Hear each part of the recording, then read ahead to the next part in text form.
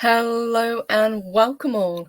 As everybody knows, we are merely hours away from the first 2 episodes of Amazon's Rings of Power dropping, and we have started to see from mainstream media the reviews coming in. Now, most of these have been overwhelmingly positive, or talking really about the same thing, calling it a triumph, talking about the cast, talking about the CG and that sort of thing. But there have been a couple of reviews that have started to come out absolutely trashing what they've seen. One of them was from Entertainment Weekly, and one of them, which I'm going to cover right now, has been from the Daily Mail. So let's take a look at what Christopher Stevens has to say. He says, "The Rings of Power, no turkey, however bloated and stupid, could ever be big enough to convey the mesmerizingly awfulness of Amazon's billion-dollar Tolkien epic." Wow. Harsh words indeed. So let's see what he has to say about this and why he thinks that it's such a failure. So we've got a couple of bullet points at the top. He talks about the budget for the project being a massive future gamble at $1 billion. It cost $250 million alone just to secure the rights. Aside from Lenny Henry, the only well-known star in the cast is Peter Mullen. And Stephen also says the script is cliche-laden, the acting is dire, and the pace is laden. Wow. I'm not going to cover this entire article, but what I thought I would do is pick out some choice tidbits that he brings up. So, first of all, the one that I really gravitated towards, he's talking about the overall feel of the show, and he talks about this script. He says the script is cliche laden, the acting is dire, the pace is leaden, and the sheer inconsistency and confusion as it lurches between styles. So where do we start in all of this? He's not one to mince his words. Let's see, let me scroll down. So he talks about the book rights costing $250 million alone. So what did they get? This is not a remake of The Hobbit or The Lord of the Rings. This is a prequel based on the appendices. This is the footnotes dumped by J.R.R. Tolkien at the end of his Rings trilogy, chronicling the millennia of turgid historical fantasy.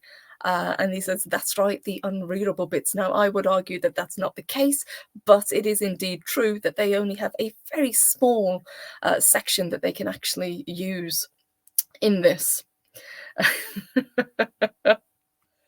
He also goes on to say where there is no doubt we can see the budget. It casts a throbbing glow over the screen like a chest full of gold. Ultra high definition computer graphics paint ivory cities in mountain passes and conjure gigantic monsters in palaces of dark magic. But magnificent visuals are meaningless if nobody knows who the audience is meant to be, and it's impossible to guess whether the Rings of Power is meant for children, for hardcore fans, or for general viewers, because it fails them all. Now, I've made no I haven't been shy about what I actually think of this show. I hoped that it was going to be good, but everything that I've seen from the trailers, from the cast, especially as we've gotten closer to the show being released, has really, really put me off. I'm still going to watch it, obviously, because I want to be open-minded, but I do not have high hopes for it. And reading something like this is very, very curious, because it really is a complete change to what the majority of the reviews are coming out and saying. Let's see what else he's got to say. So he goes on to talk about the character, which has been very contested, I guess, and people have talked about her. It is Galadriel. So she says, in one fight sequence, Princess Galadriel in acrobatic action against a angry troll who pops up from offstage like an adversary in a Dungeons and Dragons board game. Galadriel, who was played by Morpha Clark, cartwheels and twirls her enchanted sword before dispatching the giant feed in a bloodless blow. It's highly stylized, like a Japanese manga cartoon. We've seen this. I think this is part of what they added to the trailer, and a lot of people were ridiculing where she kind of leaps off the sword to attack this troll. It looked very, very silly, I have to admit. But people will also argue, well, there were kind of scenes like that in The Hobbit and Peter Jackson's Lord of the Rings too. But I always thought that the whole point of this show was it was supposed to be a lot more serious. That's what they were going for. It also talks about a character who has been in the news recently, played by Lenny Henry, Sardoc, who was one of the Harfoots. It says the Harfoots talk in a garble of Jamaican, Irish, and Somerset accents. They're lovable, funny in a slapstick sort of way, and Poppy Proudfellow, who was played by Megan Richards, trips on an expedition to scrump for blackberries and falls into a puddle. So we've also got slapstick humour being thrown into this as well. Let's see what else they've got that I can pick out. Let's see. One disconnected style follows wildly after another. A static scene in which elves journey by ship is conceived as a pre-Raphaelite painting. Each actor stuck in still and silver armour, swords clasped to their chests, long hair rippling. A lot of the elves don't have long hair in this. That was one of the things that people have talked about as well. Eyes fixed on the horizon in pious awe. Inspired by a flock of birds, they lift their voices in heavenly choir. A lot of this seems incredibly out of place, but I can see that he's picking a lot of these scenes to get his point across. And we've seen a lot of this also in the trailers. One of the main points that I've talked about is I think we've actually been oversaturated with the amount of stuff that they've released.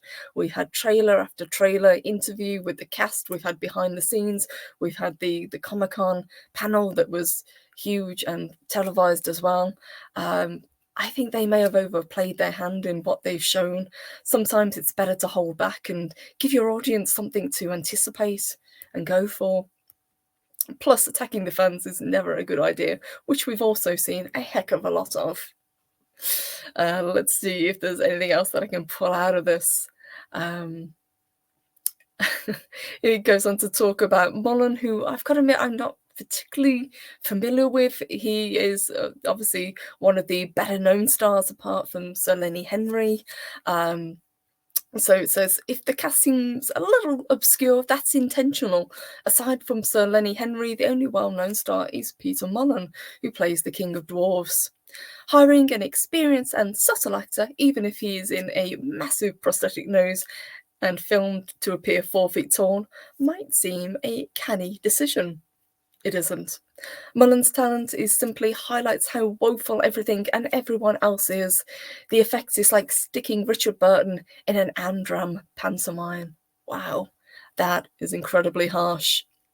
And it also goes on to kind of give a breakdown of some of the other ratings that places have given it. So The Guardian gives it 4 out of 5 stars. Entertainment Weekly is one of the few, similar to this article, that absolutely trashed this show and has called it a catastrophe. The Independent is giving it 4 out of 5 stars. Variety has waxed lyrical about how great it is. Empire also 4 out of 5 stars. I'm again going to keep open-minded. We will be reviewing it as soon as the episodes drop, so I will be very curious, and if I am wrong, I'll put my hands up and say, but I've got a sneaking suspicion that that is not going to be the case.